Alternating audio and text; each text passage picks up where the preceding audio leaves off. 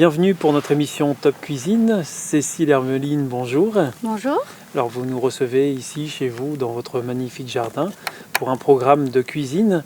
Et je tiens à rappeler que vous êtes paysanne cuisinière, vous êtes aussi éducatrice de santé et auteure d'un livre, d'un ouvrage qui s'intitule Gastronomie végétale aux éditions Vie et Santé. Et on y retrouve une cinquantaine de recettes.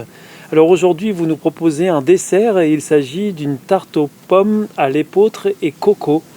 Quel est l'ingrédient qui va nous intéresser là au prime abord? Aujourd'hui, on va parler de l'épeautre, Oui. qui constitue la base de la pâte à tarte. L'épeautre, c'est un voisin du blé. C'est comme un blé en fait. Hein.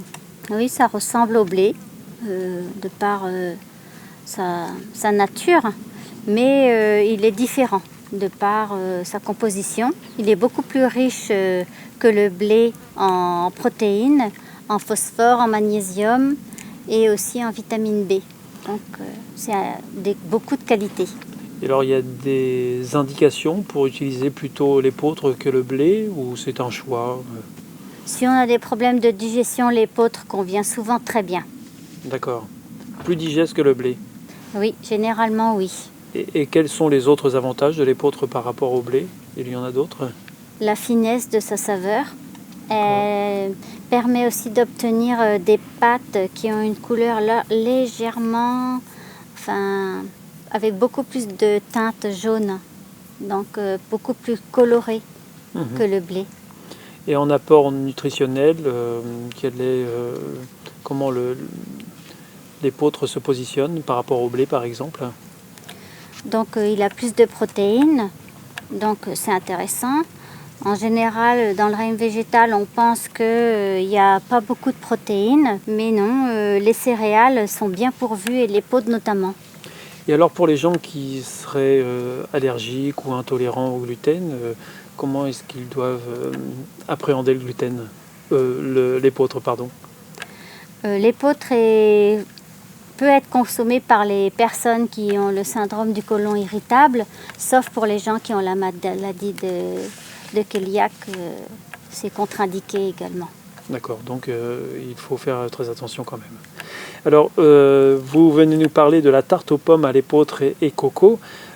Comment est-ce qu'on prépare une pâte à tarte avec de l'épeautre, de la même manière qu'avec du blé? Donc on va partir sur la pâte brisée. Oui. C'est la pâte la plus simple, c'est la base de toutes les pâtes à tarte. On l'a fait avec de la farine. Là, on va choisir l'épeautre pour sa saveur et puis son goût. On va la mélanger avec un petit peu de sel et la margarine bio au tournesol. Et ensuite, on va obtenir un sable. Et après, on va mettre l'eau.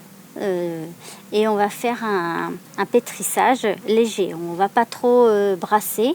On obtient une boule et l'important, c'est la détente de la pâte. Donc, je propose de la mettre au frais quelques minutes. Quelques minutes seulement? Oui, à peu près 5-10 minutes. Et ensuite? Et ensuite, on va pouvoir l'étaler et la mettre dans le plat pour recevoir les pommes coupées en lamelles. Et après, on va garnir le dessus des pommes coupées en lamelles d'une préparation à base de crème de coco, de noix de coco râpées et aussi de sucre de fleur de coco. Alors comment vous faites cette préparation? Est-ce qu'on peut rentrer un petit peu dans le détail? Oui, on va mélanger tout simplement les ingrédients ensemble.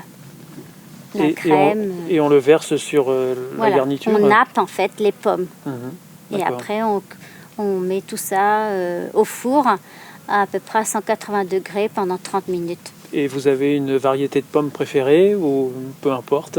Les golden vont être plus fermes, donc là c'est pas nécessaire. On préférerait avoir quelque chose de plus tendre, donc moi j'aimerais bien lamelle rose.